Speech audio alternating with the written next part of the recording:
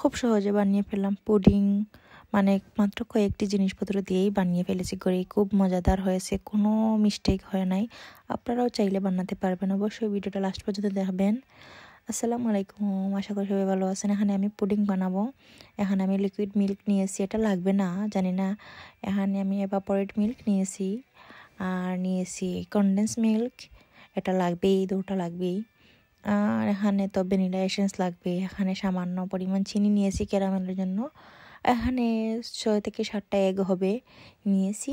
আর এখানে প্রথমে আমি ক্যারামেলটা করে নেব চিনি দিয়ে।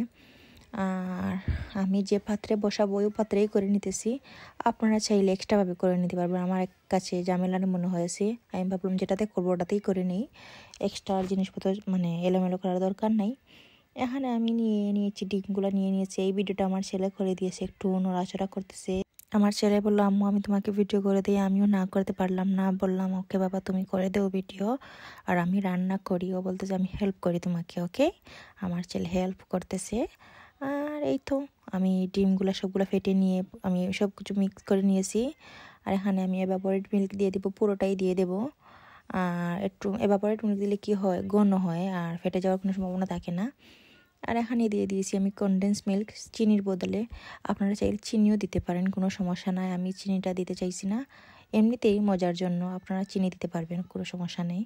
আর আমি সামান্য পরিমাণ দিয়েছি, তো মিষ্টি আমার ভালো লাগে না, আমি মিষ্টি খুবই কম পছন্দ করি। যাই হোক, এখানে আমি সব কিছু মিক্স করে নেব যাতে কোনো লাম্পস না থাকে বা কোনো দলা দলা না হয়ে যায়।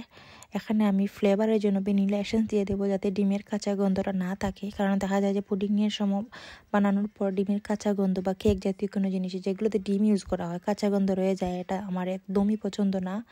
মানে খাওয়ার মুডটাই নষ্ট করে দেয় ডিমের গন্ধটা। আর এই তো আমি সব কিছু মিক্স করে নেব। নাড়াচাড়ার এক পর্যায়ে আমার কাছে মনে হলো যে আমার পুডিংটার মিশ্রণটা একটু ঘন হয়ে গেছে, তাই আমি একটু লিকুইড মিল্ক অ্যাড করে নেব। আপনারা চাইলে এভাপোরেট মিল্ক বা কনডেন্স মিল্ক না থাকে তাহলে আপনারা জাস্ট লিকুইড মিল্ক নেবেন, একটু ঘন করে জাস্ট পাউডার যে দুধটা আছে একটু বেশি করে দিয়ে দিবেন, দেখবেন পুডিংটা হয়ে যাবে।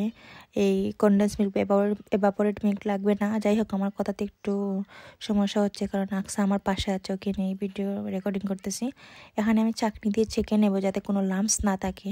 আর এই চাকনিটা আমি পুড়িয়ে নিয়েছি, কি কারণ জানেন, আমি বাপা পিঠা করতে গিয়েছিলাম এই চাকনির মধ্যেই, মানে এটা ইগনোর করবেন। আর এখানে আমি ফয়েল পেপার দিয়ে নিয়ে নেব যাতে ফাপটা না বের হয়ে যায়। এখানে আমি বড় একটা হাঁড়িতে গরম করে নিয়েছি, পানিও দিয়ে দিয়েছি আমি।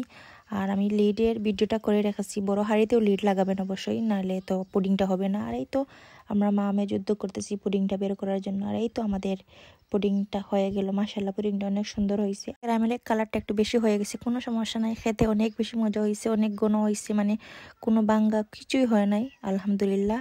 আর ওই তো আজকের ভিডিও এই পর্যন্তই।